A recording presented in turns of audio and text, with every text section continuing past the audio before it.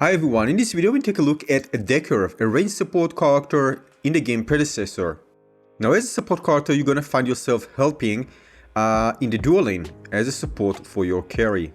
However, when the game is open up, you're gonna find yourself needing to support your entire team in group fights, moving between lane and make sure your teammates stay alive. Now keep in mind there are some significant changes compared to the original Paragon, so we need to get updated. As you can see, our main focus is on mobility and ability power. A main weapon is a spear, as you can see. Her main abilities are Photon Disruptor that deal damage and slow down enemies in a straight line, which can be useful as the first choice for an ability, by the way. Next one is Containment Phase. Basically it's kind of a circular fans that prevent enemies from passing through.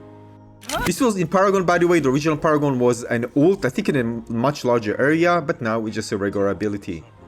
You also have your basic range attack that deal physical damage.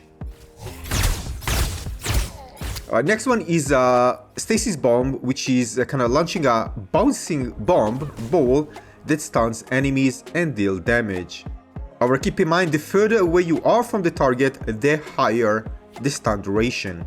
Now keep in mind, it's a small area, so you can easily miss it, but it's really fun ability and can be very strong if used correctly and if you are skilled in throwing that bomb. So I'm going to demonstrate. You can see that I can throw a bomb against object and it can actually bounce against it, but just once. And you can also aim up and throw it pretty far, as you can see. But again, there's a maximum of 3500 unit max. Now, next ability, Rocket Boost. You can double press the space in order to jump, but as you can see, there's a cooldown. However, if you use your abilities, it reduces 3 seconds from that cooldown, so you can use it more often. See, double jump. Now the cool thing about this ability is that it allows you to dash different directions to avoid, for example, a projectile or getting hit. So it's very useful. Now again, consider that and also have the ability to blink like everybody else. You can understand in terms of evasions, it can be very evasive and avoid getting hit. Now you can use it, of course, to get into areas where other players can't, unless they're going to use their blink, but most probably they wouldn't unless they know that they can actually get you. I mean, kill you. Alright, next one is the ultimate ability, Ion Strike. Summon a bot above the target location that blasts the ground after a short delay, dealing damage, magical damage, and slowing enemies hit by 50% for 1.5 seconds. Enemy caught in the center are stunned instead. You can use it to cancel ults, disrupt ults. One more thing about containing fans is you can see you can actually place it and you can see that it actually goes in a cone. Alright, keep this in mind. So basically it's not just flat on the ground. And it actually won't stop you from actually getting hit, so projectiles do pass through, as you can see. Alright, next two items and builds. Keep in mind that this is the advanced topic, so I will post a video, of course, once I get more experience with many different items and see what works best. But generally speaking, you should focus on mana and mana regen. So again, you can support your teammates longer during the fight. Ability haste, basically this is cooldown reduction that allows you to do those abilities again more often. Make sure to support your character with enough health. Keep in mind that anything that gives you armor can be good, although again, unlike Muriel, which has lots of armor capabilities for her and for allies, here you're more relying on positioning and zoning enemies and your caging ability and ability to avoid to not get hit. So it's even more crucial to position yourself well when playing DEKKER. Now when you get more experience, you're probably going to find, well, you want to min-max things, so you're going to spend maybe less on durability. So you already know your positioning, you know how to evade different things, you have good timing with your ability to dash from projectiles and such. Having said that, keep in mind that if you get low, you are a target. Players pay attention to low HP enemies, and if they see that you are low, they're going to target you. This is why shield is so important. If you get hit, at least you're not getting low. Although there are shield penetration abilities, you can also see that some items can deal you more damage and even execute you if you are having low HP. For example, the Pain Weaver increased by up to 50% based on targets missing health. And the Vanquisher, if you deal damage, you would leave a hero below 5% of their maximum health, execute them. So again, like in Muriel, for example, I didn't mind kind of throwing around because I can be tanky with her. Of course, there are different builds, but generally speaking, I was more careful and made sure that I'm in a safe place. So again, air mobility can be very good to avoid damage, so use it wisely.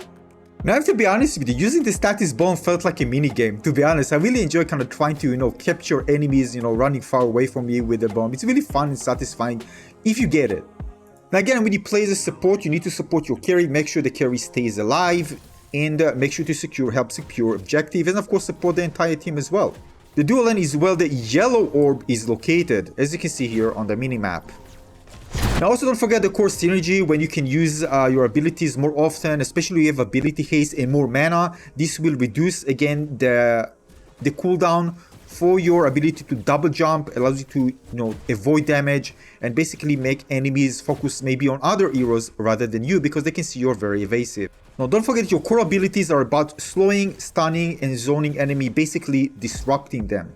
Now keep in mind your stun ability can actually cancel a channeled ult, and if it's not channeled ult, it's going to reset it, so the enemy will need to do it again.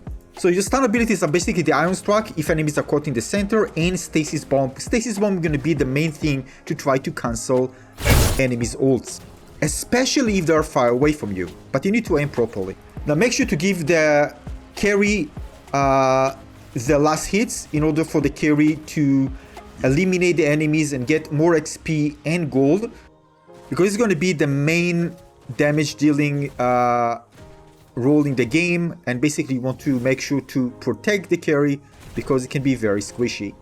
Always pay attention to the minimap in your allies location, because again you can buy time, you can stun, you can cage, give your allies enough time to get to you and eliminate enemies, and of course just in case they don't have their cooldown ready, just a bit more so they can eliminate the target. Now enemies will try their way to zigzag you out of your abilities. I mean, it takes a bit of practice to kind of try to predict where enemies are actually going. Don't stay too far, by the way, because again enemies can of course blink, so stay in a relatively close distance to them, but close to your allies as well. I mean, otherwise you're going to miss an opportunity to actually eliminate them. And keep in mind that your cage, have a relatively small distance, so, you won't be able to do it. So basically I recommend doing the cage first and then applying other abilities where enemies can actually run from you. You can see me sniping enemy with a stasis bomb.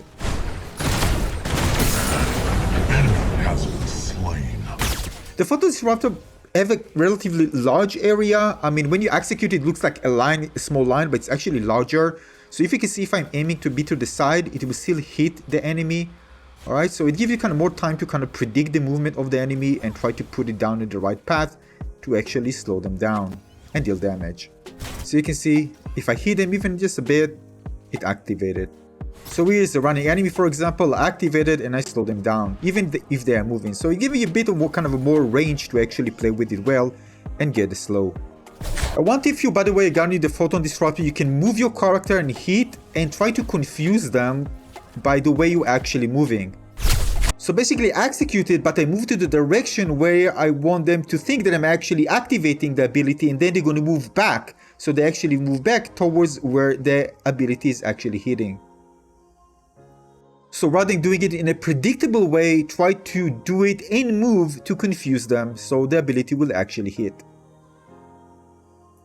Because their focus will be on you rather than on the fast moving projectile, alright? So it works many times, make sure to try it out. Straight line is going to be very predictable, and again, especially when there's not enough action going on and you're far away, you can see the projectile coming through.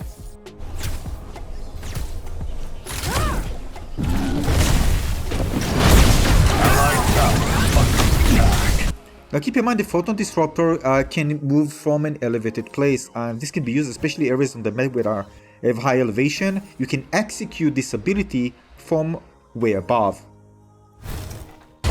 Now because Dekker has ability to cage enemies, the ability to stun from far and slow down, she's the ultimate character to actually chase enemies. Of course, not alone, but for example with a jungle or with a carry. Although you are a support, don't be shy to engage with low HP enemies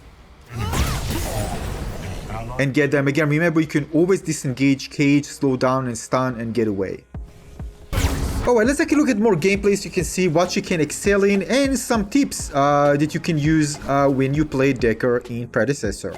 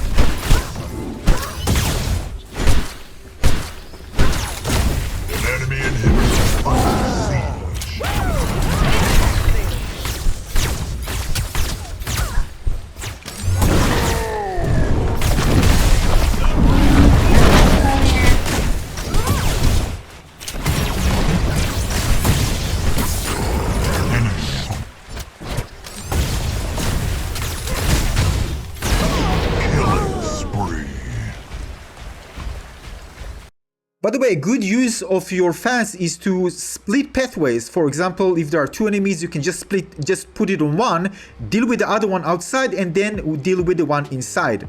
Right? And you can just put it on a pathway to separate between two groups of enemies. You, for example, can do it just on the carry, so it won't deal a lot of damage, and they'll deal with the carry later. It takes a lot of time and practice to master it. I'm still learning.